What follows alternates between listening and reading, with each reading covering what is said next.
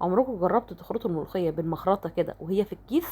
تعالوا نخرطها مع بعض واوريكم ازاي الكيس لا اتقطع، والمخرطة والطبق نضاف زي ما هما، وايدينا نضيفة زي ما هي، وما خدتش تماما مني 5 دقايق بس فقط لا غير. شايفين عاملة ازاي؟ حطيتها بعد ما غسلتها طبعا ونشفتها في الكيس، ابتديت امشي عليها المخرطة يمين وشمال ومن فوق ومن تحت، بقلب الكيس طبعا عشان ايه؟ تتفرم كلها. متقلقوش خالص، الكيس ما اتفتحش تماما، وزي ما قلت لكم 5 دقايق والملوخيه كانت جاهزه معايا. تمام. شايفين عامله ازاي؟ تقدروا برضو تتحكموا في النوعيه بتاعه الملوخيه زي ما انتوا عايزين.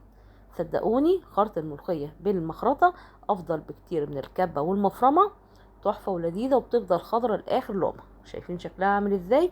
لسه بقى اوريها لكم لما اعملها ان شاء الله.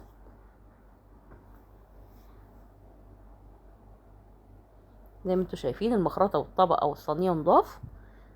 دي الملوخيه بعد ما طلعتها من الكيس.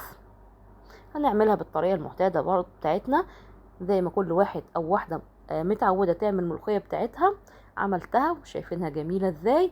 ما تقولوش بقى صبحي كابر ولا القصر الكبابجي، احسن منهم مليون مره. تحفه ولذيذه، جربوها وان شاء الله تعجبكم، واشوفكم في تركايه جديده. باي باي.